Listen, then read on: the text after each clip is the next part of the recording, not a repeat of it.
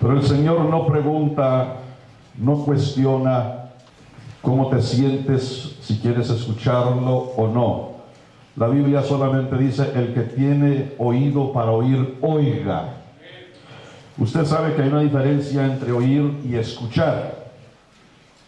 La Biblia no dice: el que tiene el espíritu para oír, escuche. Usted puede estar escuchando, pero no puede estar poniendo atención. Puede estar distraído, puede estar escuchando los ruidos, lo que se está diciendo, pero no estás oyendo.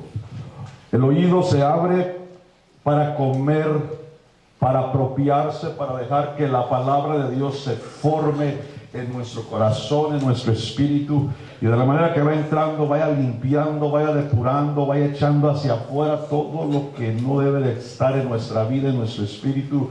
Eche para afuera todo espíritu que está atacando actualmente nuestro espíritu. Pero si solamente estamos escuchando, no vamos a recibir el beneficio de su palabra. No puede fallar, no puede contradecir el Señor su palabra, cuando a través del profeta Isaías, hablando que cuando hace descender, así como la lluvia desciende del cielo, así es mi palabra que desciende, no volverá a mí vacía, antes hará. El Señor, cada vez que envía su palabra, es para cambiar, es para transformar, es para restaurar, es para sanar, es para liberar, es para hacer lo que tiene que hacer en ese momento. No volverá a mí vacía, antes hará aquello para lo cual lo envié. Para unos será para restauración, para otros será para sacudir, para otros será para reprender, para otros será para sanidad, para lo que sea. Él sabe un mensaje, lo apropia y le da diferente sabor de acuerdo a la necesidad en tu vida. ¿Cuántos confiamos en la palabra de Dios? Aleluya. Antes de leer, doy la bienvenida a la familia Chávez. Dios los bendiga, son de casa. También bendiciones y bienvenidos. Esperamos que muy pronto y no muy tarde también podamos presenciar este día que Jonathan y que también Paola, su esposa, dice: yo no me quedo atrás, voy a seguir a mi marido.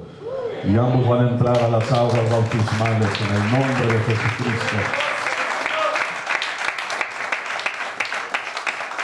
Y antes de que sean bautizados, sí quisiéramos que compartan un poco su testimonio, por donde el Señor, por donde el diablo los ha traído y cómo los estuvo peleando y atacando, pero cómo el Señor a su manera sabe cambiar todas las cosas y alinear y posicionarnos para estos momentos. Ustedes saben que el bautismo en la vida del cristiano es algo muy grande. It is a big deal. Es algo muy grande. Y por eso el diablo se resiste, por eso el diablo ataca, por eso el enemigo hace la guerra que hace, porque él está por perder una alma que estuvo bajo su dominio, bajo su señorío por mucho tiempo.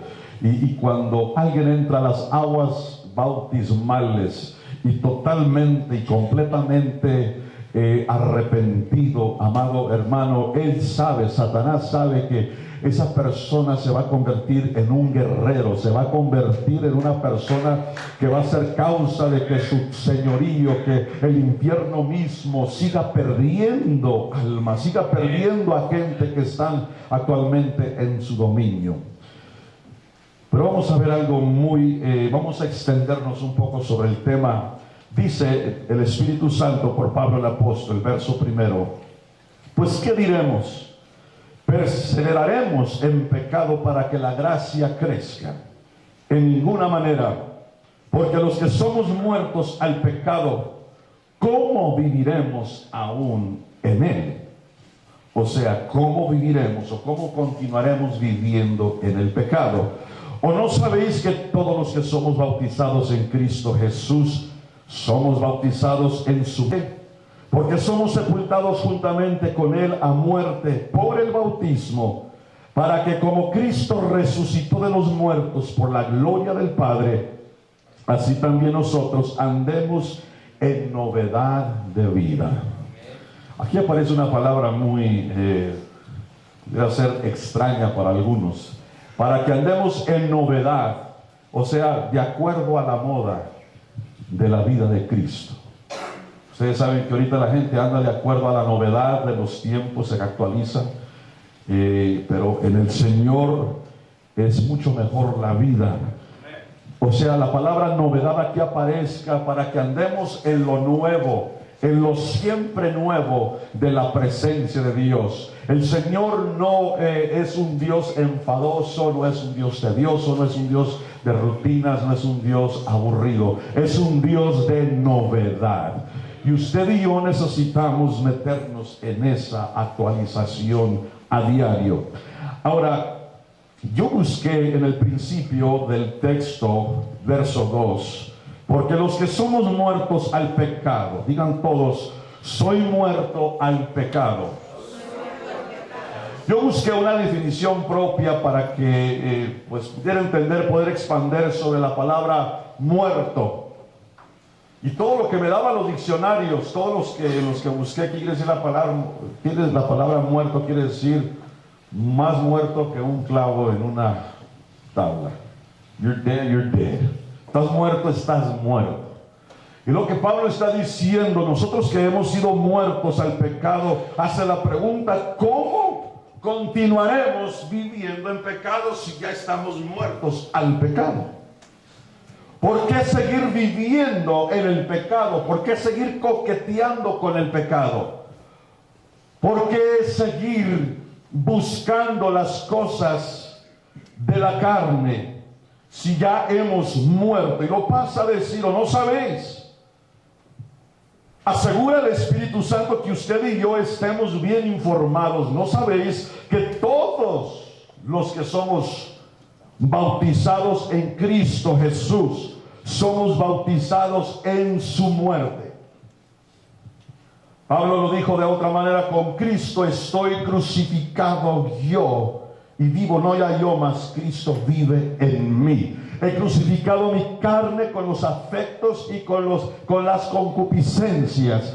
Ya no tengo ningún negocio vacilando ni coqueteando con el pecado, si estoy bien muerto para el pecado. Ahora, quiero llamarle la atención rápido que el libro de los Romanos es la médula de la fe cristiana. Es la explicación del nuevo pacto. Es lo que Cristo trató con Pablo referente a la cruz. El libro de los Romanos es un libro muy rico, muy interesante, que expande abiertamente sobre la gracia y sobre el pacto, el nuevo pacto, la gloria del nuevo pacto de Dios con nosotros. Porque cuando entendemos sobre la cruz, la semana pasada hablábamos un poco sobre la cruz, entendemos el significado del nuevo pacto. Millones de cristianos hoy entienden la salvación a través de la fe. Pablo, por ejemplo, dijo que por gracia sois salvos por la fe. Usted y yo estamos sentados en este santuario y creemos que hemos sido salvos por la fe a través de su gracia.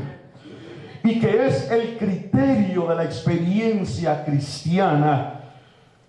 ¿Y qué quiere decir esto cuando digo que es el criterio? Que no podemos salvarnos a nosotros mismos y que tenemos que confiar en Cristo por lo que Él ha hecho a través de nosotros. Tengo que creerle de todo corazón. Y lo cierto es además que no es difícil ser salvo. Vuélvelo a escuchar. No es difícil ser salvo. Una vez de haber creído, porque lo dificultoso para muchos es creer. Vuelvo a repetir, no es difícil ser salvo, lo difícil es creer. Romanos 10:13 lo declara, porque todo aquel que invoca el nombre del Señor será salvo. Será salvo. Por ejemplo, el carcelero de Filipos pregunta, señores, ¿qué es menester que yo haga para ser salvo? Ya para este tiempo, si usted ve la historia, se habían abierto las puertas. Digan conmigo, se han abierto las puertas. Cuando él hace la pregunta, señores, ¿qué debemos de hacer? ¿Qué debo de hacer para ser salvo? Y para este tiempo se han abierto las puertas de las celdas. Mire usted, cuando se cree, cuando usted cree, las puertas se abren. Las puertas se han abierto sobre tu casa, sobre tu cabeza, hermano Jonathan, hermana Paola. Se abren las puertas de la salvación. Y Pablo les contesta: cree en el Señor Jesucristo y serás salvo tú y tu casa. Así de sencillo. Cree en el Señor. Pero muchos cristianos le paran ahí. Ahí le paran. Hasta ahí llegan, ahí se frenan. Están limitados en su entendimiento. Cuando la palabra de Dios dice cree, el que creyere, está hablando de fe con obras. No nomás es decir yo creo, o confesar, o hacer una oración de confesión de que creemos. Perfecto, ya llegaste a la primera parte del proceso, pero ahora se cree con obras, porque la fe sin obras es muerta. La fe sin obras es muerta. Muchos solo confiesan que creen, pero allí se quedan, y el diablo les hace pensar que ya son salvos y que es todo lo que tienen que hacer. Pero el acto mayor aún les falta, porque el fruto de creer, la demostración de tener fe, la demostración de obedecer a Dios es el bautismo mismo. Es la unción de compromiso con es la unión, de compromiso con el Señor. Es una unión, es un casamiento, es un matrimonio. No podemos estar desenlazados con el Señor. Por ejemplo, cuando el Señor dice: y con los adúlteros era tu parte, no solo está hablando del acto mismo, físicamente, carnalmente, está hablando cuando usted y yo rompemos el compromiso que hicimos de serle fiel a Él todos los días. Usted y yo ya no tenemos parte, no tenemos negocio con las cosas, las obras de la carne, con las cosas del mundo. Si usted murió para el pecado, usted no puede permanecer en pecado. Ahora usted le pertenece a otro. Usted se comprometió con el dueño de la vida, con el creador del universo, para caminar con Él fielmente todos los días hasta el fin del mundo.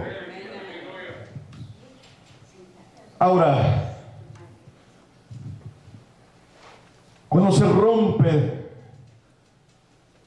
o tenemos que romper toda comunión con el mundo, todo lo que era común para nosotros, es a través de lo común que buscamos ser uno con aquello.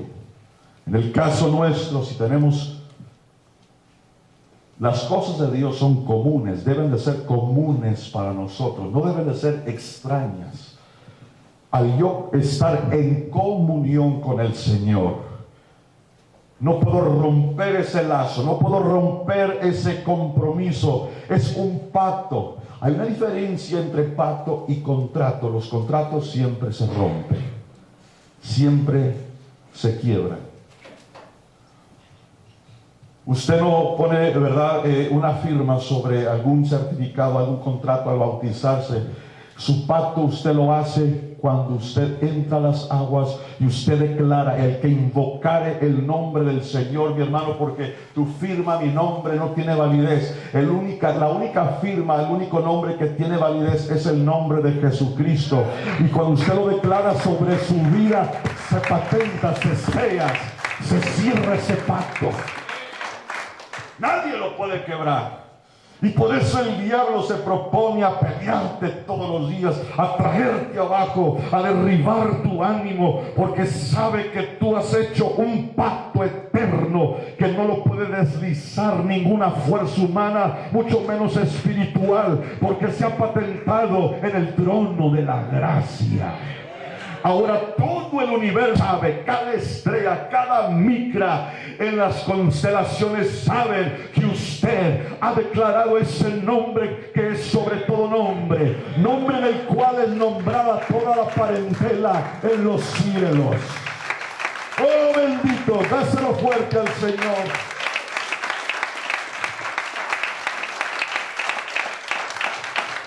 Y el pacto del Señor hacia nosotros es de perdonar todos nuestros pecados. Desde el momento que creímos, desde el momento que llegamos a la puerta del reino, el Señor promete no solamente perdonar, sino olvidarlos todos y darnos la vida eterna. Usted ya es poseedor de la vida eterna. No hemos llegado ahí, pero usted ya se ha posicionado. Si el Señor tiene de llevarnos con Él antes de su segunda venida, usted y yo, mis hermanos, en el momento que nuestro espíritu sale de nuestro cuerpo, estamos presentes delante del Señor. Así de rápido, así de fácil. No pasamos por ningún proceso, porque el proceso lo pasamos aquí. Dijo el Señor: sé fiel hasta la muerte y yo te daré la corona de la vida. Y vemos entonces, si nosotros rompemos con el pecado y el mundo, dijo Juan el apóstol, por el Espíritu el mundo se pasa y su concupiscencia, mas el que hace la voluntad de Dios permanece para siempre. La segunda parte de nuestra vida cristiana, ya al entender sobre lo que es el bautismo, no quiero elaborar en detalle mucho sobre el bautismo, aunque ahorita regreso. Es la segunda parte. ¿Qué después del bautismo? ¿Qué ocurre? La primera parte es la salvación, la segunda parte es la santificación. Muy importante. Pablo el apóstol declara a los hebreos: seguir la paz con todos y la santidad, sin la cual nadie verá al Señor. Primero la salvación a través de la fe. Ahora, aquí les va lo siguiente: y la santificación de sí mismo a través de la fe. Que si no lo hacemos, la salvación no nos trabaja de nada. Si usted y yo no continuamos el proceso, por eso dijo Pablo el apóstol: pues ¿qué diremos? ¿Perseveraremos en pecado para que la gracia crezca? En ninguna manera. Ya no es nuestra naturaleza, porque los que somos muertos al pecado, quiero que quede bien grabado en tu mente y en tu espíritu, mi hermano, esto. Creo que por lo menos debe haber 3 o 4 personas que están despiertos a esta realidad, porque los que somos muertos al pecado, ¿cómo viviremos aún en él? Ahora algunos se van a sorprender de que no propiamente está hablando, ¿verdad?, del pecado, ¿verdad?, de estar manifestando las obras de la carne, como habla Gálatas capítulo 5, y manifiestas son las obras de la carne, que son adulterio, fornicación, inmundicia, hechicerías, disilusión, pleitos, iras, contiendas, todas esas cosas, borracheras, banqueteos y cosas semejantes a estas. Por si alguien busca en la lista y de lo que estás haciendo no lo encuentras en la lista, no te justifiques. Y cosas semejantes a estas, de las cuales os denuncio, como ya os he anunciado, que los que practican tales cosas no heredarán el reino de Dios. Así que no trabaja si yo no practico la segunda parte. Mi salvación no trabaja. No nos dará los resultados que anhelamos. La santificación también es por medio de la fe, porque no podemos santificarnos de nosotros mismos. Vuelvo a repetir eso, querido hermano y pueblo de Dios. No podemos santificarnos de nosotros mismos. Y el problema de muchos en la iglesia hoy, no saben cómo vivir para Dios. Aló, no sabemos cómo vivir para Dios. Son salvos, pero no saben cómo vivir para Dios. Muchos se quedan ahí: oh, soy salvo. ¿Y Cuando llegaba alguien aquí con mi padre a traerle una referencia de alguien, mira hermano, le presento al hermano fulano, es bautizado, decía mi padre, le felicito y yo quiero ver frutos. Muchos son bautizados, muchos son salvos, pero no son santos. Realice usted que el entero de su Biblia, the whole, lo completo de su Biblia, todos los 66 libros o las epístolas, solo hay ciertos pasajes aquí y allá, son contados, que son claros y concisos, a que le dicen a la gente cómo ser salvos. No son muchos los pasajes que usted va a encontrar que están hablando propiamente de la salvación, no son muchos. Y el resto, un 99.9% del resto de la Biblia nos enseña cómo vivir para Dios. How to live for God. Después de ser salvo, ¿qué pasa en la segunda parte de la vida? La primera vez que se menciona en la Biblia de la Biblia, vuelvo a decir eso, la primera vez que se menciona en la Biblia acerca de la Biblia, vemos a los hijos de Israel cuando están recién salidos de la esclavitud egipcia. Se encontraron, vemos, peleando contra los amalecitas. Casi después de su salida entran en batalla, en guerra contra los amalecitas, poco después de su liberación. Digan conmigo, poco después. Pedro el apóstol, por el Espíritu Santo, nos hace una declaración muy fuerte en la primera carta, capítulo 3. El bautismo que ahora corresponde nos salva. El texto completo, sin el paréntesis que encontramos ahí, dice por la resurrección de Jesucristo. Pero Pedro, por el Espíritu Santo, es inspirado a incluir entre paréntesis esta declaración, no quitando las inmundicias de la carne como demanda de una buena conciencia delante de Dios. Problema número 1.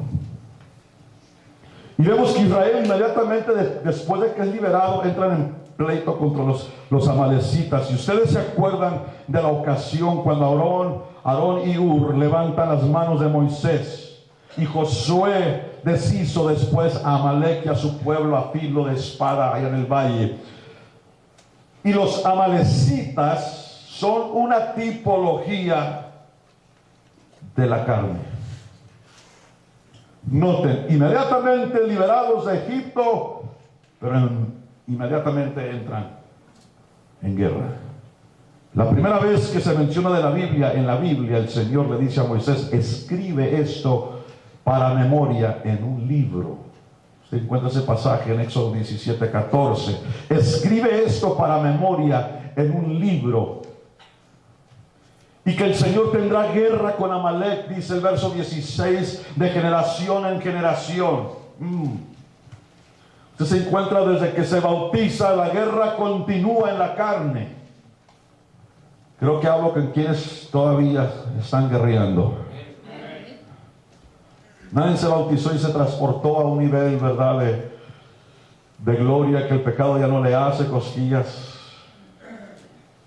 Todavía no nos ganamos las alas, si es que a esas vamos. Recuerdo que mi padre platicaba de una disputa que se dio en la iglesia. Ustedes saben que las disputas en la iglesia, esto no pasa en las cantinas, esto no pasa en los parques, en las iglesias. Y andaban los dos diáconos queriendo apantallar al pastor bíblicamente, y estaban entrenzados los dos con la escritura, ¿verdad? Estaban afanados, estaban consternados, querían saber cómo la iban a hacer para ponerse el saco al estar en el cielo con tamañas alotas.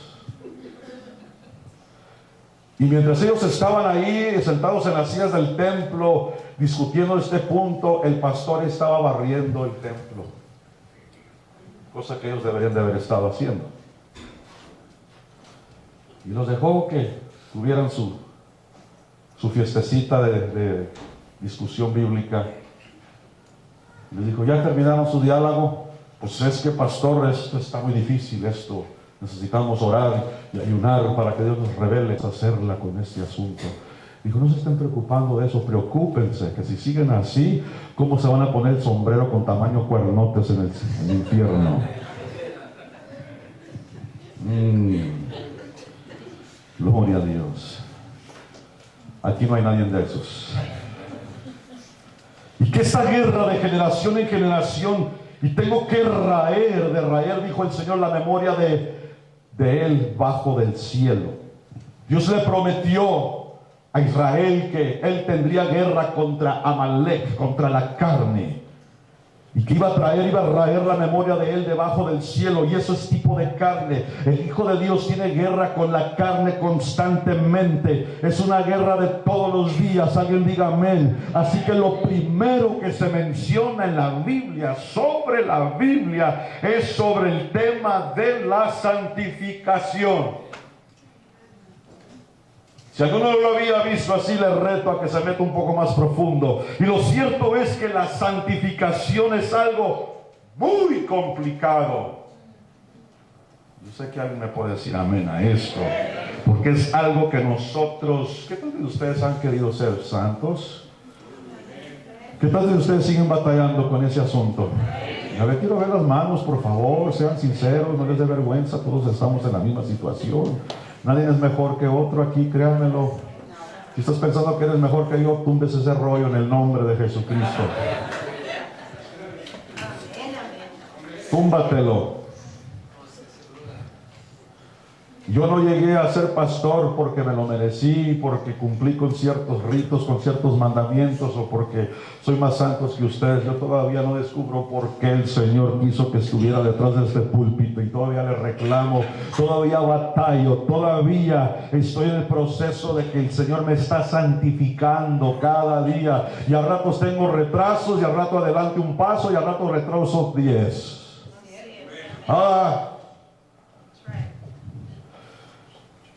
Te advierto que te amarres el cinturón. El primer tema que se ve en la Biblia, acerca de la Biblia, es sobre santificación. Y lo cierto es que la santificación, dije, algo muy complicado, porque es algo que nosotros no podemos producirlo de nosotros mismos. Tiene que venir de la gracia de Dios a través de una búsqueda, y no para ver qué es lo que Él puede hacer en mí, sino para conocerlo a Él. Cuando usted se propone a buscar a Dios, no lo busques para, Señor, hoy te busco para que me hagas un superhombre, una supermujer, o para que me bendigas. No, búscalo para conocerlo a Él. Escuchen por qué.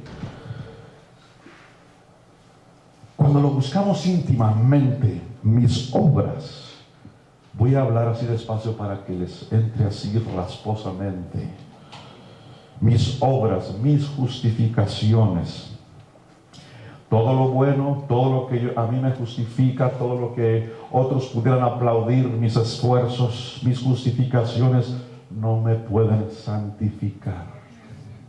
Lo único que me santifica es que yo le busque a Él íntimamente. Pablo dice en Filipenses 3, 10 y 9 y 10, y ser hallado en Él. Pablo da su reseña de lo que Él fue, de lo que Él era. Hebreo de hebreos. En cuanto a la ley, fariseo, de la tribu de Benjamín. No era cualquier apóstol, no era cualquier hombre sobre la tierra. Era 100% judío, y no de cualquier tribu, de la tribu de Benjamín. Hebreo de hebreo. En cuanto a la ley, fariseo. En cuanto al celo, perseguidor a la iglesia, de la iglesia. Y Pablo está diciendo, yo pudiera haber usado todas estas cosas, todos estos atributos a mi favor para justificarme. Y dijo, pero todas estas cosas las tengo por estiércol. Otros le han adornado ahí la palabra, lo tengo por basura. No dice así, dice por estiércol, la versión original. Y ustedes saben decir estiércol. Pablo lo dijo. Lo tengo por estiércol aquí. No me sirvió de nada ser hebreo, no me sirvió de nada ser de la tribu de Benjamín, no me sirvió de nada ser celoso, de mandar matar a tantos cristianos, porque he encontrado algo mayor que todo lo que era, lo que tuve, lo que hice, a fin de conocerlo a Él. A fin de conocerlo, he conocido su gracia, he conocido su bondad. Y ser hallado en Él. Digan conmigo, ser hallado en Él. ¿Qué quiere decir esa expresión, ser hallado en Él? Que si usted ve al Señor, si usted ve la imagen de Jesucristo, por ejemplo, Dios representa amor, Dios representa justicia, Dios representa santidad, Dios es todo lo que es. Yo soy el que soy, le dijo a Moisés. Y si alguien está viendo de afuera hacia Jesucristo, vale más que usted esté en Él. O alguien no me entendió. Que no faltes tú en Jesucristo. Y ser hallado en Él. Y luego dice, no teniendo mi justicia, que es por la ley, sino la que es por la fe, aleluya, de Cristo. La justicia que es de Dios por la fe. Tengo que confiar, aleluya, que Él me justifica, Él me limpia, Él me purifica. Y dice, a fin de conocerle. Ya he hecho todo conforme a la ley. He guardado ritos y mandamientos y no me han servido de nada. Oh, mi hermano, quiero decirles que cuando el Señor Jesucristo aparece en la escena de la historia, todos los religiosos, todos los escribas, todos los doctores de la ley se les vino abajo su mundo. Y cuando Pablo vio este reino, vio esta gracia, dijo, yo quiero eso. Esto está muy difícil por cumplir. Esto está muy fácil de vivir. Y yo le voy a buscar, no para que me dé más poder, no para que me haga más grande. Le voy a buscar a fin de conocerle. Me allego a Él para conocerle. Aleluya. La iglesia hoy sabe de Él, pero no conocen de Él. Porque si conocieran de Él, oh Señor, no quiero irme por ese camino, amaran, perdonaran más todavía, dejaran de criticar, dejaran de juzgar, porque muchos solamente saben de Él, no le conocen, porque si le conocieras, usted amara, usted perdonara, usted no criticara, usted no juzgara, usted representa la presencia de Dios aquí en la tierra.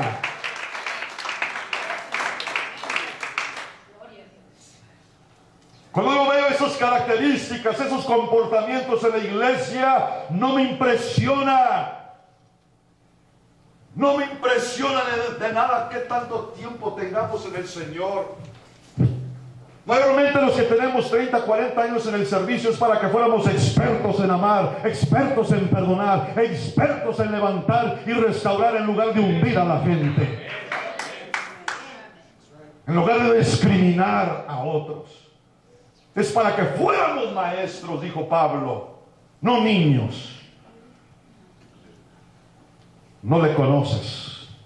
Y si no le conocemos íntimamente, si no hay una cercanía hacia Él, yo no tengo santidad. Yo no tengo santidad. No puedo santificarme por cuanto Él es santo. Cuando Él dice, sed santos porque yo soy santo. Noten cómo dice la Escritura. No dice, soy santo como yo soy santo. Eso nunca lo lograríamos. yo no me le puedo poner al par al Señor. Nunca llegaría a ser como el Señor en cuanto a santidad.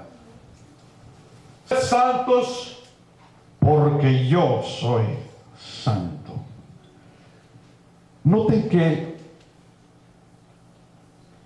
Él es el único que nos hace a nosotros santos.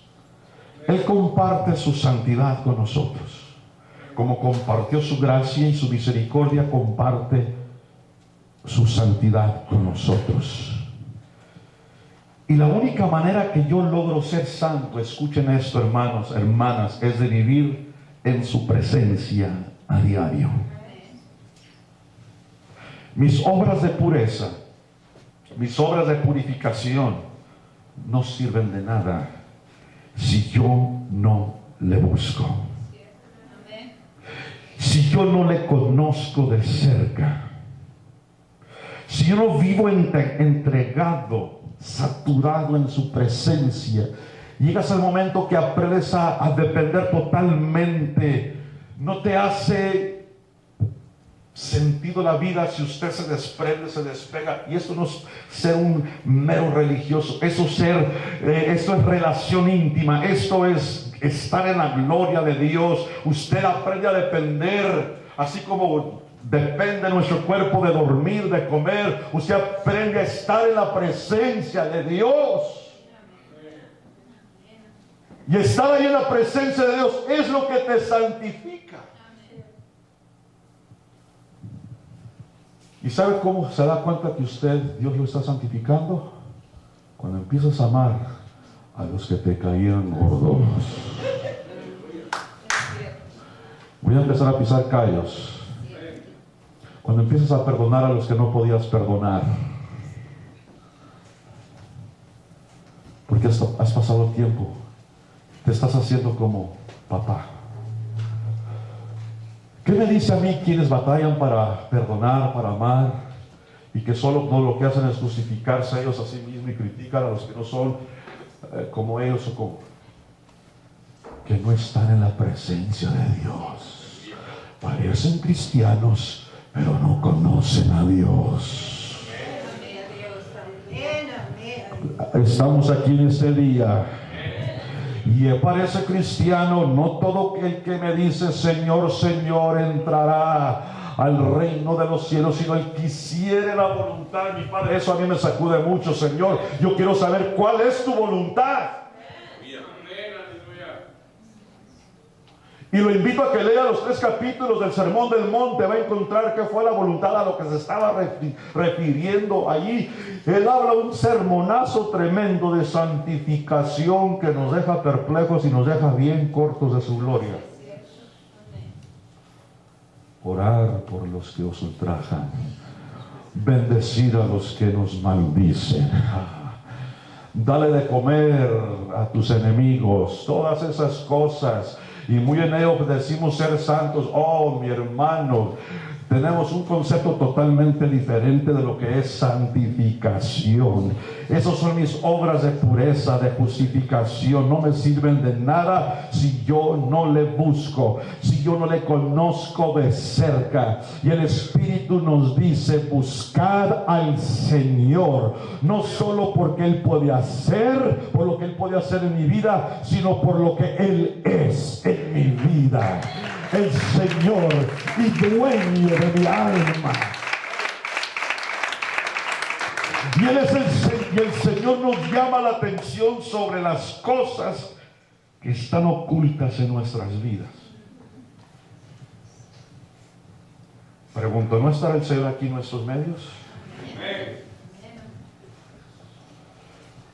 Aparentemente, lo que somos, lo que estamos manifestando por fuera, pues nosotros, para nosotros, bueno, pues dice que es cristiano, pues gloria a Dios, es cristiano.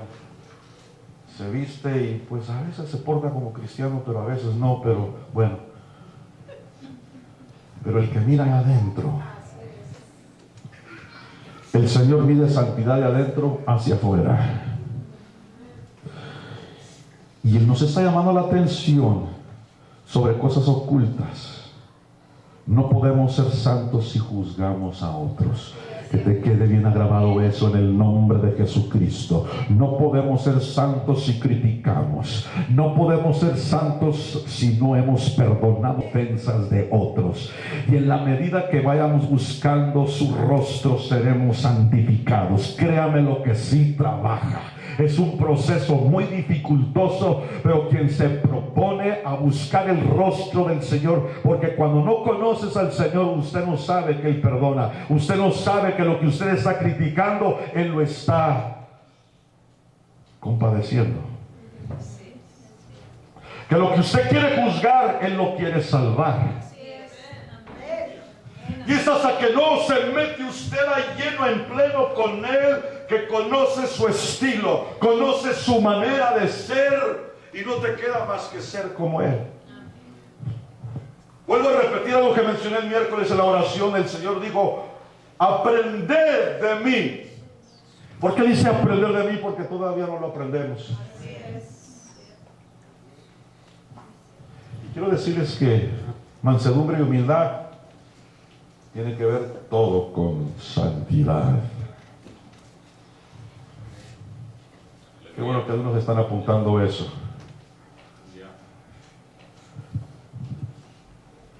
Cuando yo empiezo a buscar al Señor, su rostro, su rostro, su rostro, no para justificarme yo, no para que Él apruebe de mis acciones, de mis justificaciones, empiezan a desaparecer mis inmundicias.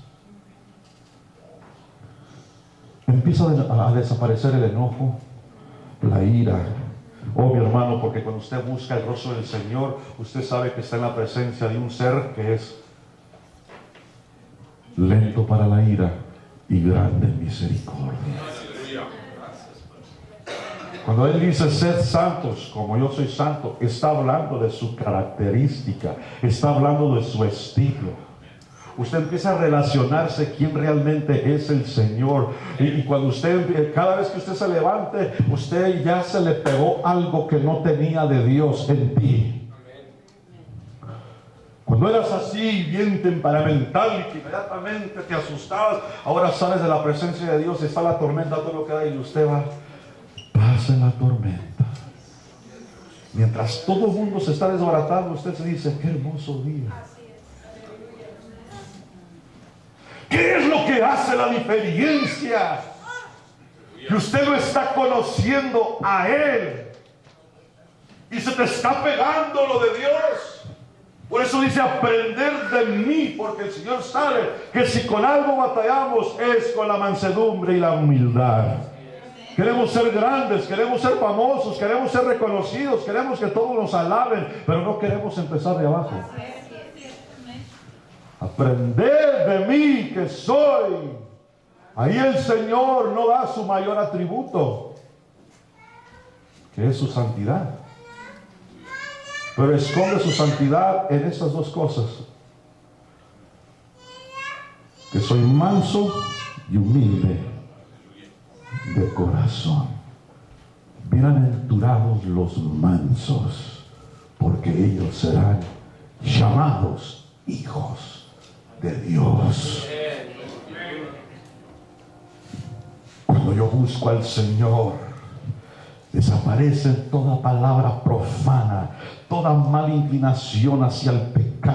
Todas aquellas cosas que me atraían, ahora las repudio, ya no las deseo, me causan asco. Se desaparece la mentira de mis labios, de mi lengua. Yugos se rompen, malos hábitos caen por tierra, se destruye. Aleluya.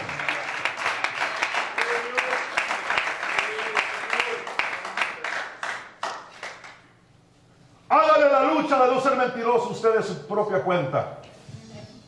Se va a hacer más mentiroso todavía. Hágale la lucha de no tener malas inclinaciones. Oh, mi hermano, no podemos de nuestra propia cuenta, ya lo hubiéramos logrado. Pero si yo no me determino en conocerlo a Él, Él no me puede limpiar. Ya hizo la primera parte, ya perdonó mis pecados. Ahora yo tengo que meterme en ese proceso de santificación todos los días, porque mi carne, en el momento que tenga la oportunidad, se alborota. La sangre que corre por mis venas se calienta en enojo, en ira, en sensualidades, en malas inclinaciones. Usted sabe que lo que hablo es verdad. Y tengo que mantener esta carne sujeta a la ley de Dios. Si existe la ley del pecado, existe también la ley del Espíritu. Y cuando yo me meto a la ley del Espíritu, esta carne va a estar debilitada, va a estar muerta. Porque los que somos muertos al pecado, ¿cómo viviremos en el pecado? Si yo digo que soy santo, ¿qué negocio tengo hablando y juzgando de mi hermano? Si yo he dicho que moría el pecado, ¿qué negocio sigo? La moda de estar hablando, le dijo el Señor. Hablabas contra el hijo de tu hermano, tomabas asiento y hablabas contra el hijo de tu madre, ponías infamia. Corrías con los adúlteros, corrías con ellos. Corrías con los que hablaban mal de tu hermano. Ahí vamos, todo el bolote. Haciendo indiferencia uno de otros. Discriminando. Oh, mi hermano, cuídate, porque si discriminas aquí a tu hermano, en el día que estés parado ahí esperando que te pongan las alas, te van a poner un sombrero con cuernos.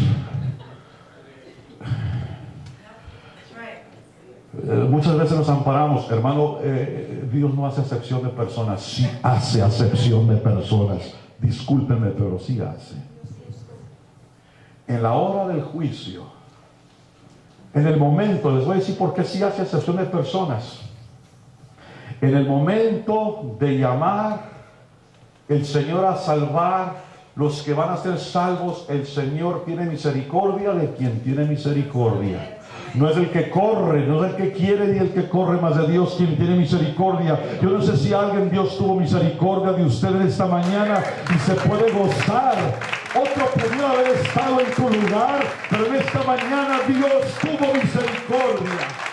Y Él quiere que usted se santifique en Él. Otros todavía están afuera. Esta mañana el primer comentario que escuché ahí en el trabajo, que me causó como que me echaron un balde de ácido encima. Estaban ahí comentando ahí de las fiestas a las que van y que, las borracheras. Digo, un compañero ahí de los más viejos ahí, digo, ¿qué fuera sin las fiestas, sin las parrandas, sin las borracheras? Esta vida fuera miserable, dijo. Y sentí la misma presencia satánica, diabólica del infeliz que se sentó a mi lado. Y lo otro, sí es cierto que fuera sin la borrachera, la vida fuera muy difícil, ¿no? No, volteé y dije, síguele tú, lambiscón, le dije. Es la vida más miserable. Porque tienen que buscar en las sustancias, en la vida pasajera, en la vida ligera, la paz, sentirse medio por un ratito, pero seguir tratando con el infierno, miserables. ¿Por qué? Porque no tienen entrada. Por eso digo que sí hace Dios acepción de personas. No es para todos la salvación. Vuelvo a repetir, no es el que quiere, sino de Dios quien tiene misericordia. Él quiso tener misericordia de nosotros. Él quiso ampararnos con su gracia.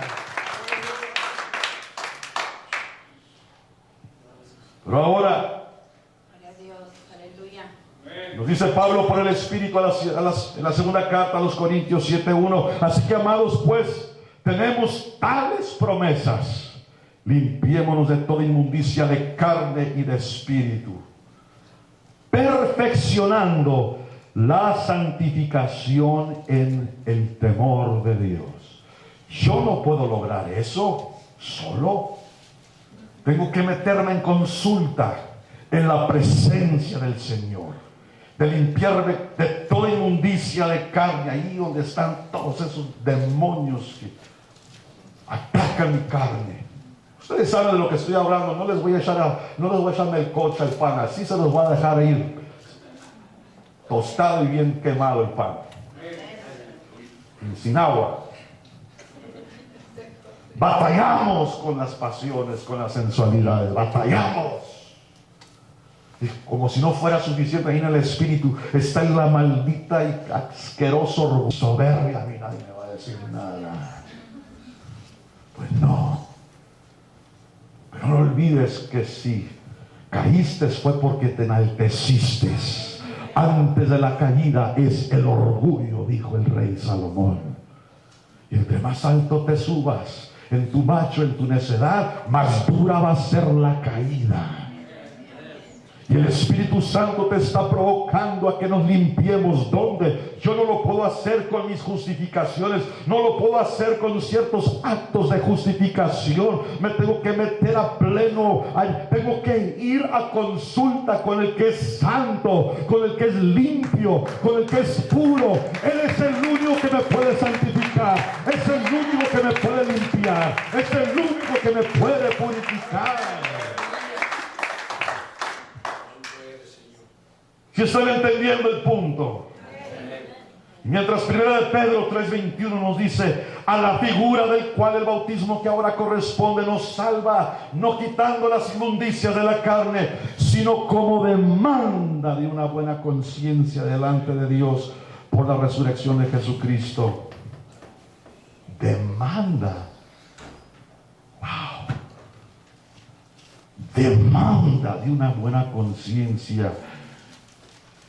Yo pregunté al Señor, ¿cómo puedo yo demandar tener una buena conciencia si estoy viviendo en un cuerpo de pecado, de miseria? Pablo lo dijo mejor: mucho más grande en estatura espiritual que nosotros. Miserable hombre de mí, ¿quién me librará del cuerpo de esta muerte? ¿A qué se estaba refiriendo? A una práctica antigua romana, que cuando usted era culpado de algún asesinato, de un crimen, aparte de ir a la cárcel, aparte antes de que te mataran, antes de que te sentenciaran, te hacían cargar el cuerpo de 3 o de 6 días muerto sobre tus hombros por una milla. Y a eso se estaba refiriendo Pablo cuando dijo: ¿quién me librará del cuerpo? Aquí traemos como un cuerpo de inmundicia, de cosas asquerosas. Ahí las traemos cargando. ¿Quién me va a librar del cuerpo de esta muerte? Y vemos entonces que la naturaleza del pecado ahí está en nosotros. ¿Y cómo puedo demandar una buena conciencia si estoy batallando? Si mi naturaleza es el pecado. Mi padre contaba una anécdota que siempre me acuerdo de ella, me marcó, ¿verdad? Hablaba de ese cochinito, ese marranito, curiosito, muy curiosito, y que su dueño lo agarró, lo sacó de ahí del trochil ahí de lodazal, lo lavó y le pegó una buena enjabonada, así. Los restos, lo dejó brillante, muy bonito el color rosito. Luego le puso un moño rojo, lo perfumó y lo llevó al concurso y ganó. Y cuando lo trae del concurso, ¿qué fue lo primero que hizo el marranito? Nadaba en el lodo y en el estiércol. ¿Por qué?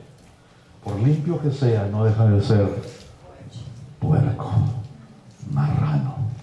Es su naturaleza. Nadie se me vaya ofendido, por favor, y diga: el pastor nos dijo puercos y marranos. Es todo lo que faltaba. Ya no me vuelvo a parar ahí. Oh, come on, hermano, usted sabe lo que estoy hablando, es verdad. Batallamos muy horriblemente con esta carne, orgullo, soberbia, de todo. Ahí está sobre nosotros. Y que al rato nos estamos quemando, pero no, somos tan orgullosos que no sabemos pedir ayuda, no sabemos humillar, no sabemos pedir perdón, no queremos hacer nada, pero ahí estamos bien encaprichadotes. Pero viene el domingo y nos presentamos muy santificados. Todo se ve muy bien por fuera. Si yo fuera inspector de cristianos, ya hubiera pasado a todos. Ya, sí pareces cristiano, ¿no? Ya, okay. Las zapatillas, la corbata, todo en orden. Okay, todo. Pero le dije, Señor, ¿cómo puedo yo demandar a mi conciencia que sea buena si mi naturaleza es una de pecado? Y a veces, aunque no queremos, hablamos mal de alguien. Hello. Aunque no queremos, todos ofendemos en palabras, dijo Pedro el apóstol. Todos. Si alguien no ofende en palabras, es varón perfecto. Quiero conocerlo para saludarle y pegármela a él, pero estoy seguro que si alguien ofende a palabras, lo más seguro es que esa persona está metida en la presencia de Dios. Porque sí lo existe, sí hay. Pero son muy pocos los que se meten en la presencia de Dios. Y si no estamos hablando de Él, estamos criticando, somos provocados a pagar mal por mal. O nos ataca la tentación de hacer algo indebido. Y continuamente estamos en guerra contra la carne. Come on. Yo sé que ustedes saben lo que estoy hablando, es verdad. Sentimos odio contra alguien que nos hizo daño. Todos hemos pasado por ahí. Esa es la carne que está en desosiego. ¿Cómo puedo entonces? ¿Cómo puedo demandar una buena conciencia cuando todo eso está pasando en mí? Ya soy bautizado, tengo el Espíritu Santo, hablo en lenguas, canto, danzo, todo. Soy salvo, de eso estoy seguro. El Señor me contestó con un texto muy raro que jamás lo había leído cuidadosamente. Hace unas noches me levanté, se espanta el sueño y me levanté, estoy sentado y teniendo todas esas clases de guerras en mi mente. Y yo, Señor, ¿cómo demando una buena conciencia? Sí, mírame. Y luego me dijo un texto que no tiene sentido de nada y que para mí en ese momento no tenía que ver nada con mi pregunta. Y que era Isaías 28:10. Vean cómo dice Isaías 28:10, porque mandamiento tras mandamiento, mandato sobre mandato, renglón tras renglón, línea sobre línea, un poquito allí, otro poquito allá. Explíquenme ustedes qué quiere decir ese texto. Y me quedé, duré hasta las 3 a 6 de la mañana rascándome la cabeza y me volví a llevar el Señor a ese texto. Dije, Señor, no entiendo tu idioma. Y me dijo el Señor así muy fuerte en mi razonamiento, nada puede quedarse sin hacerse. Le dije, ¿qué? Todo tiene que tomarse en cuenta, hijo. Todo tiene que estar en orden en nuestras vidas. Es lo que quiere decir ese texto. En otras palabras, no puedes amar únicamente a los que te aman. Mandamiento sobre mandamiento, hacer bien a todos, dijo el Espíritu Santo, mayormente a los domésticos de la fe. ¿Cuántos han leído esa porción? Y lo que quiere decir, todo tiene que tomarse en cuenta. Nada se puede hacer a un lado, nada se puede descartar, nada se puede evadir, nada puede estar desordenado. Precepto en inglés, mandamiento sobre mandamiento, quiere decir precepto sobre precepto, línea sobre línea, renglón tras renglón. Si queremos agradar a Dios y ser santos, tiene que haber esto. ¿Verdad que no es tan fácil la santidad como pensábamos? No se trata nomás de traer ciertas vestimentas y una corbata y un pantalón nuevo y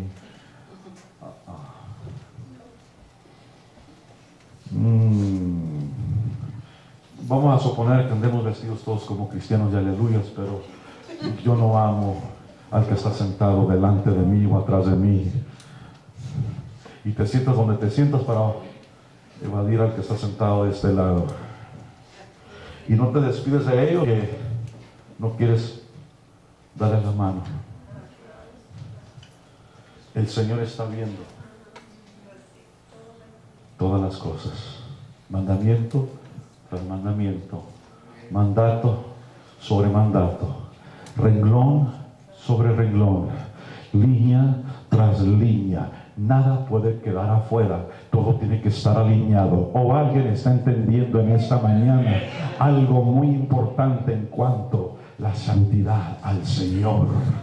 Tiene que haber esto, todo en nuestra vida tiene que estar en orden, tiene que estar en posición, porque puedes cantar, puedes gorgojear, puedes tener muchos talentos, pero si no tienes esto, el Señor te dice, no está tu vida en orden. Si no has perdonado a alguien, si todavía sigues criticando y juzgando, si todavía estamos odiando a alguien, hay un renglón que está desordenado. Esto es la vista, esto es el concepto, esto es el corazón de Dios. Esto a mí me sacudió y me estremeció mucho cuando lo entendí. No podemos profesar estar bien, no podemos justificarnos solo porque hacemos ciertas buenas obras, pero estar en desobediencia a Dios. No podemos cantar, no podemos alabar o hablar en lenguas o pensar porque venimos al templo, ya estamos bien con el Señor. No, pero no tenemos comunión unos con otros. Ese amén lo oí muy apretado. Y no podemos perdonarnos. Yo estoy cantando muy bonito y me gozo, aleluya, gloria a Dios. Y cuando de repente abre los ojos, ahí está esa persona. Es cierto, amén. Y el Señor te dice, ¿qué me acabas de decir ahorita a través del canto? Porque el Señor toma muy en cuenta lo que le dices en el canto. Cristo, yo te amo. Y luego te toma el espíritu y empiezas a hablar en lengua. Una lloradera tremenda. Pero en el momento que entra la persona que te ha hecho mal y que te ha causado odio, que te ha causado contratiempo en tu vida, dejas de amar a Dios. Porque esa persona invade tu espacio, no solo privado, tu espacio público. Porque si una persona tiene la capacidad de invadir, de inquietarte en el momento que estás gozoso, esa persona te está controlando. Y Dios te llamó a libertad, no a estar cautivo. Examina con este texto lo que estoy hablando tu vida actualmente. Deja que la palabra de Dios te rescate. Deja que la palabra de Dios te santifique. Deja que la palabra de Dios te fortalezca. Deja que Dios te capacite, te empodere para amar, para perdonar, para levantarte, para restaurarte. No dejes que el pecado, no dejes que otros controlen y dominen tu vida.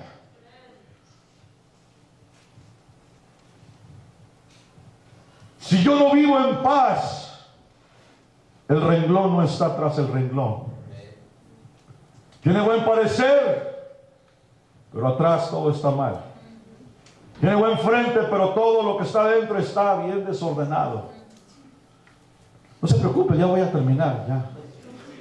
Ya no les voy a hablar más de la santificación porque algunos están haciendo... Yo sé que aman al Señor.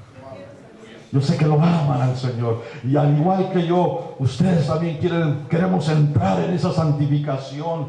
Porque no nos queremos quedar fuera cuando el Señor diga. Muchos le dirán en aquel día: Señor, en tu nombre bauticé, en tu nombre profeticé, en tu nombre eché fuera demonios. El Señor dice: no te conozco. Noten lo que dice: mas el que hiciera la voluntad de mi Padre que está en los cielos, y la voluntad de nuestro Padre es que nos amemos unos a otros. Tu canto se oía bien, hijo. Tu prédica, excelente, yo te usaba. Hablabas muy bonitas lenguas, y muchas porque yo te las di, pero el renglón número 3 estaba muy desordenado. La línea por donde ibas estaba fuera de quicio. ¿Están entendiendo el concepto, amados hermanos? Aleluya. No hay orden, y si no hay orden no hay santidad, y la santidad es un poco más complicada de lo que pensábamos. No es lo que nosotros pensábamos que es. No empezamos ni a rascarle un poco con nuestras justificaciones. Si mi vestimenta, si mi talento, si mi don, si mi canto, si mi prédica, si mi testimonio, si mis obras no están en línea con mi relación a Dios, de nada me sirve, porque la obra de la cruz no está exhausta. El Señor me enseñó que la cruz no pierde su poder, no pierde su valor. Pablo le llama el pacto eterno, y si es eterno, la obra de la cruz todavía es poderosa.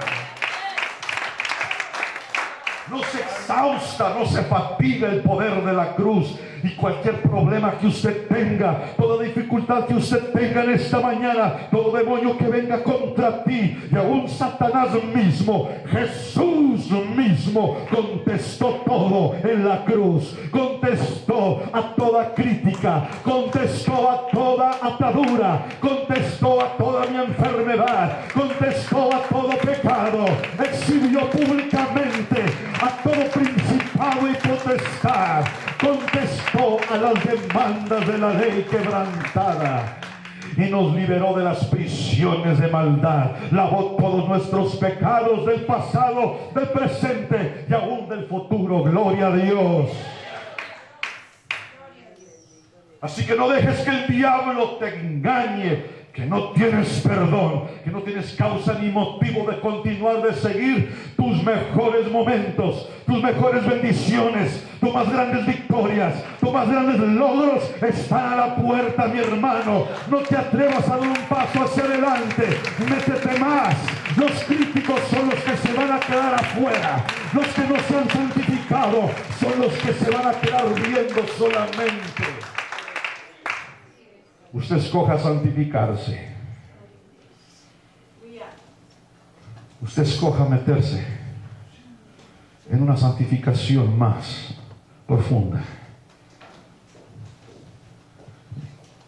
La palabra de Dios, la palabra de Dios, no la del hombre, no la de Satanás. La palabra de Dios es poder a los que se salvan. Es potencia de Dios para salvación. Su sangre es suficiente para limpiarnos de todo pecado. Y termino con esto. Pero si no andamos en luz, luz aquí es representante de santidad. Es justicia. Si yo soy justo, ando en luz, soy santo. El texto de 1 de Juan 1:7 es muy claro, es muy parecido a la 1 de Pedro 1:16, llevan el mismo significado paralelamente. Por ejemplo, 1 de Pedro 1:16 dice: ser santos porque yo soy santo. Y la 1 de Juan 1:7 dice: mas si andamos en luz como Él está en luz, tenemos comunión entre nosotros. ¿Qué quiero decirles, mi hermano? No te preocupes, no te dejes llevar, no dejes que nadie más te acompleje, robe tu bendición, quite tu corona, tome tu posición. Déjeme decirle que hay de guerreros a guerreros, hay de hijos a hijos, hay de adorador a adorador. Pero si hay quienes están actuando en una actitud que no es justa, lo más probable es que esa persona no está en luz, no es santo, no se ha santificado. Noten, dijo el Señor: sed santos porque yo soy santo. Y luego dice, andar en luz porque Él está en luz. Él es luz. Que si no andamos en luz, pues no tenemos comunión. Es así de fácil de entender. El texto dice, mas si andamos en luz, tenemos comunión. Si yo ando en santidad, yo tengo comunión, tengo paz. En otras palabras, si usted está pensando que andas en luz, pero no tienes comunión con tu hermano, no eres santo. Y si no eres santo es porque tienes una mancha por ahí. Otra manchita para el tigre, no se nota, dicen. ¿Aló? ¿Qué? Ajá. Pero hay uno que sí lo nota todo. Renglón tras renglón. Mandamiento sobre mandamiento. Y si no tengo comunión con mi hermano, no soy santo y la sangre de Jesucristo no está sobre mí. Está suave, ¿verdad? Entrar el agua, bautizarnos y Dios perdona, nos da un nuevo principio, pero ahora yo tengo que seguir metido en su presencia para santificarme a diario. Estoy por terminar, denle gracias a Dios. Alguien hable, si quiere hablar en lenguas, hable en lenguas. Estoy por terminar. Pero si yo no soy santo, si no ando en luz, no limpia tu pecado, porque el sistema que Dios estableció y usa para probar nuestra santidad, y aquí es donde muchos que piensan que son santos, aquí se les acaba la cuerda. Porque Dios tiene un sistema muy sencillo. Porque si verdaderamente andas en luz, es la señal, es que tienes comunión con tu hermano. Y el que tiene comunión con su hermano no habla mal de él, no lo juzga, no lo critica, no lo ve mal, no lo pasa por alto, no lo discrimina. Se le pone delante y se asegura que ese hermano, que esa hermana esté bien. Si algo le falta, le ayuda. Si está pasando por luchas y pruebas, ora por él y con ella.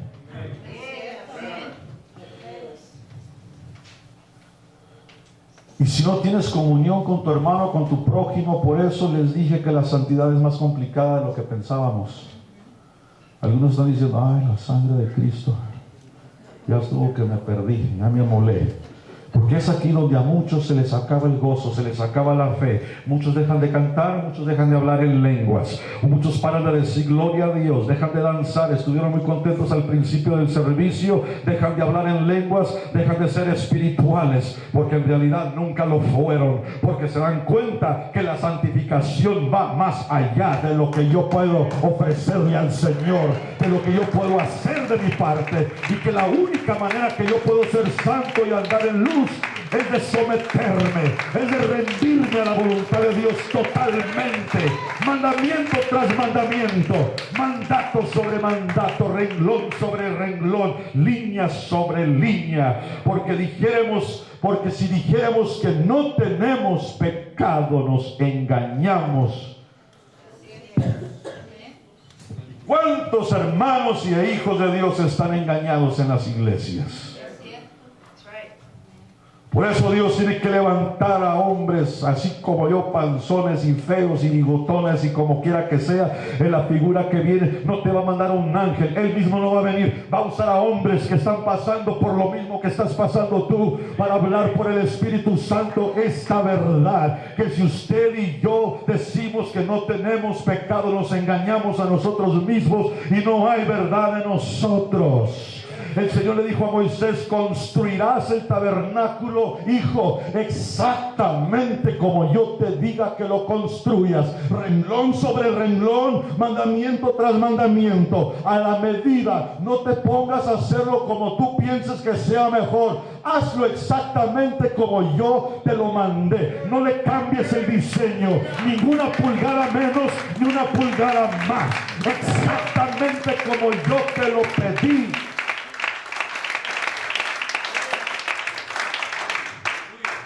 Y ese es el pecado de la iglesia, querer cambiar el diseño de Dios, los propósitos de Dios, la santidad de Dios. Y el Señor dice, porque mis pensamientos no son vuestros pensamientos. ni vuestros caminos mis caminos, dice el Señor. Vuelvo a Romanos 6, verso 2. Porque los que somos muertos al pecado, ¿viviremos aún en el pecado? Dirá alguno, hermano, pues yo no ando haciendo esto, no haciendo... Bueno, supongamos que ninguna de las de la lista, lo que está en la lista ahí de Gálatas 5 lo estés haciendo tú, pero el Señor está viendo algo que hoy y te dice, hijo, ese corazón de intriga que tienes, de envidia, de celo, ese corazón religioso que has tomado, que no estás considerando que lo que yo quiero salvar, tú lo quieres matar. Lo que yo quiero restaurar, tú lo quieres destruir. Yo soy el Dios de misericordia. Tú también aprende a ser misericordioso como yo. Miqueas 6:8 nos declara, hombre, Él te ha declarado que sea lo bueno y que pide de ti el Señor solamente hacer juicio, hacer misericordia y humillarte para andar con tu Dios. Si hemos muerto al pecado, ¿cómo es que todavía vivimos en pecado? Creo que alguien está escuchando la voz del Señor a través de este mensaje. Si usted ha dicho, yo a morir para el pecado, muéstrelo con obras de arrepentimiento, con obras de misericordia, con obras de perdón. Todos podemos cantar, todos podemos bailar. Todos usamos ese frente para encubrir nuestras imperfecciones. Nos queremos vestir, nos queremos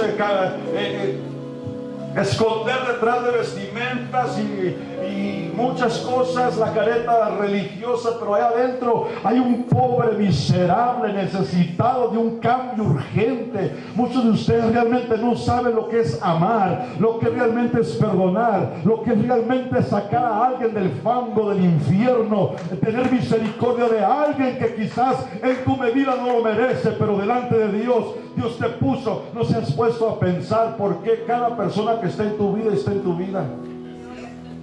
Que cada persona que has conocido en tu vida está en tu vida, no por coincidencia, porque tú lo encontraste nomás, o porque está en tu vida porque sí, está ahí con un propósito. ¿No te has puesto a pensar eso? Usted, toda la gente que a veces no quiero que esta persona ni se me arrime, ¿no se te ha ocurrido que Dios te la puso ahí? Para que tú te le arrimes a Él, a ella, y lo restaures, tengas misericordia de Él. Yo les dije que la santidad no es muy fácil, está un poquito complicada, y creo que me asiste el Espíritu de Dios en su palabra a decir que esto es el mensaje de la santificación. Todo lo demás que yo hago, ya lo hago por gratitud, lo hago por obediencia, lo hago porque amo al Señor, pero no está ahí mi justificación, ahí no está mi salvación. Créanmelo, van a perderse, van a quemarse multitudes de llamados cristianos. La Biblia lo dice, Mateo 7, muchos procurarán entrar, mas no podrán. No todo el que me dice Señor, Señor entrará al reino de los cielos, mas el que hiciera la voluntad de mi Padre que está en los cielos. Wow, y al rato me pongo.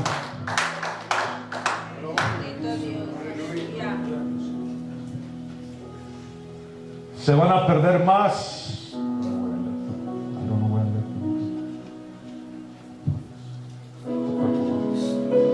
Se van a perder más los que están adentro que los que están afuera.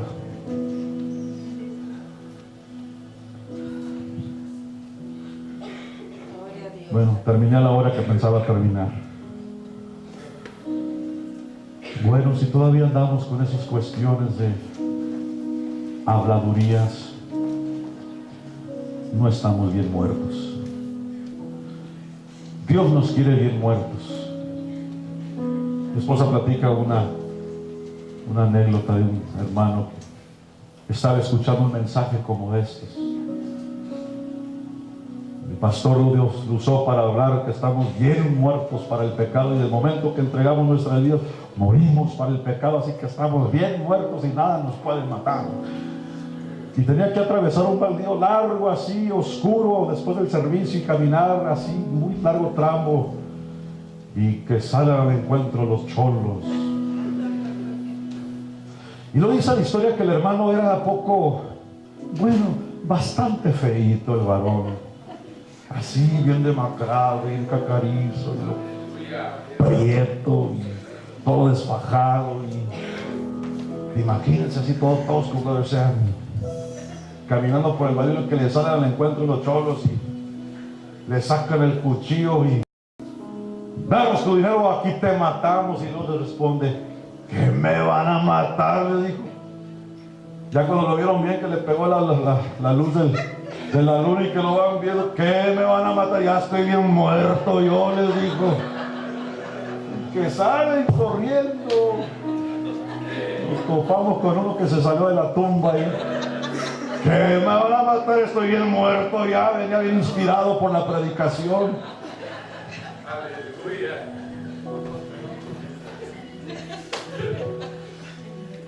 Y a veces a rato no solamente estamos medio muertos, con la otra parte que sí estamos vivitos, es donde nos dañamos, es donde nos damos vuelo haciendo lo que Dios repudia, asesinando. Bueno, el apóstol habla de los homicidas, y no está hablando precisamente de los cholos, de los que matan a pistola, no, de los que matan adentro de la iglesia. El que no ama a su hermano es homicida. En esto son manifiestos los hijos de Dios y los hijos del diablo. Cualquiera, y le puedes agregar un tonito, en esto son manifiestos los hijos de Dios y los hijos del diablo. Cualquiera que no ama y que no hace justicia no es de Dios. Y si no es de Dios, hermano, te hablan allá.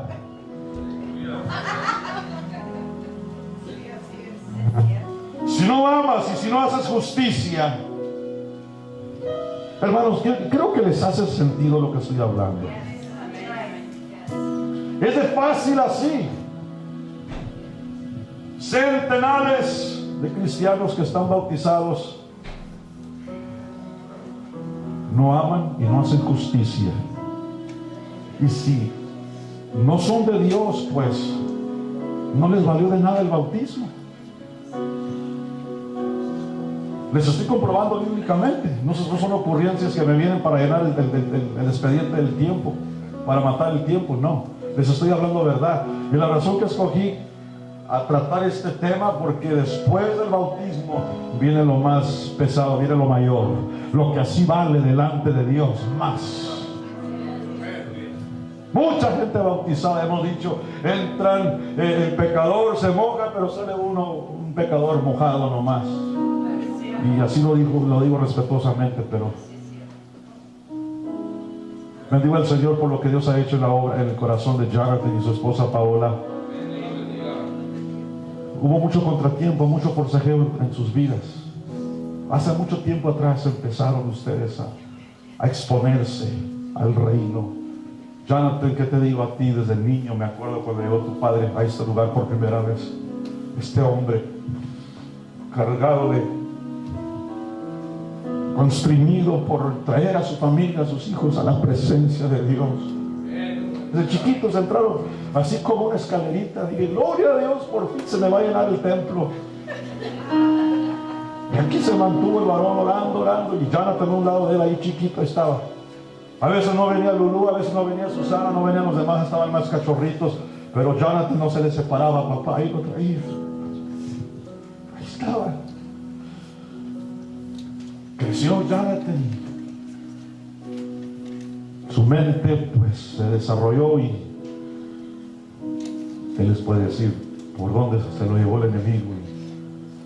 Pero esa semilla ahí, bien plantada.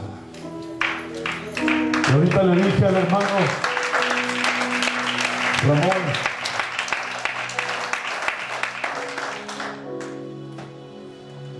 todavía, mi hermano, quiero decirles algo.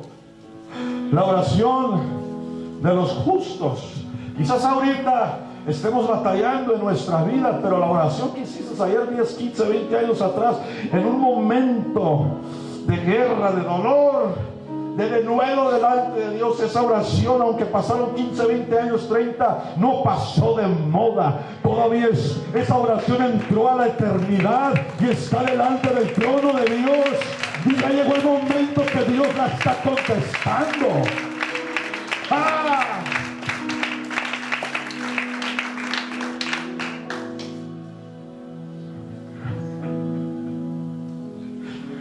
Platicábamos el miércoles, mi hermano Alex, brother Jonathan y yo, y increíble, yo no sabía esto. Un tiempo que mi hermano Alex se desconectó y se fue como el globo. Y Jonathan lo buscaba, decía, ¿qué pasa, varón? Vente. Ahí después, no tengo ganas. Y Jonathan era el que lo quería jalar, y brother Alex no quería dejarse. ¿Y cómo está? ¿En qué momento y tiempo cambia el Señor las cosas? Que ahora a quien Dios suscita, a quien Dios levanta para tomarlo bajo su cobertura, bajo sus alas, y nutrirlo, discipularlo y cuidarlo. Y hubo un tiempo donde se desconecta Jonathan y Paola por un tiempo, y recuerdo que una vez me habló el varón, mi hermano Alex, y digo, varón, me siento decepcionado. Tú sigue yendo. Que cada vez que entramos a un ambiente donde no está lo de Dios, nuestra presencia inquieta el ambiente. No tienes que decir nada, solamente cuando un hijo de luz llega a un ambiente de tinieblas, el diablo se inquieta mucho. Y esa fiesta deja de ser fiesta. Y ustedes saben lo que estoy hablando. Y yo no sé en qué momento acá cambió Dios el ámbito espiritual, y ahora es. Y le dije al hermano Alex, pues a ti te toca. Yo quiero que tú nos bautices. Gloria a Dios. Y yo no sabía cómo estaba ese negocio, que por un tiempo Jonathan andaba jalando a brother Alex.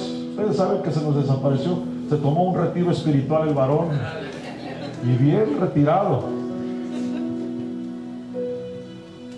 Y con todas las luchas que traía Jonathan encima, así lo procuraba jalar, pero ahora se voltearon, se puso renglón tras renglón, línea sobre línea, y ahora le toca a este varón entrar a las aguas. ¡Qué privilegio! ¡Qué privilegio!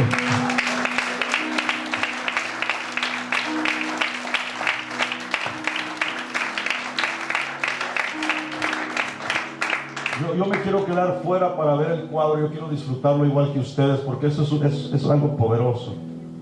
Yo quisiera que brother Jonathan y Paola pasen y así en breve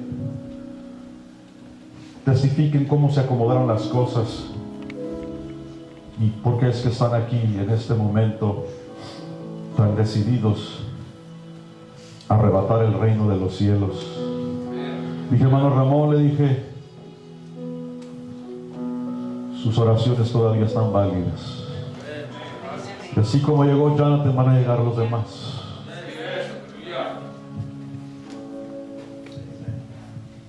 Dios los bendiga, hermano.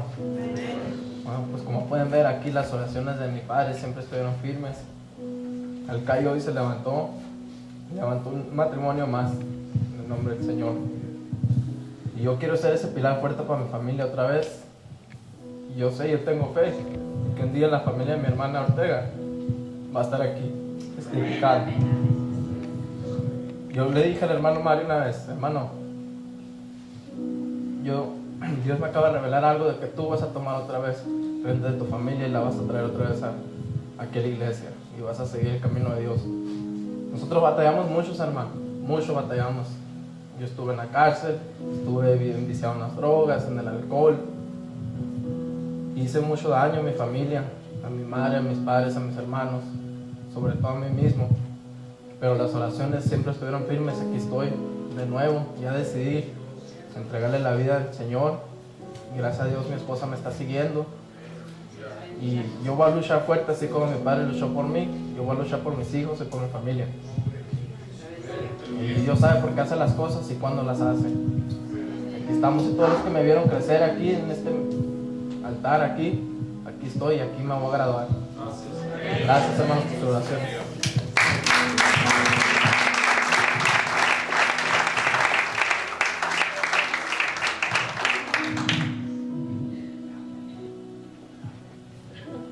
Te da pena.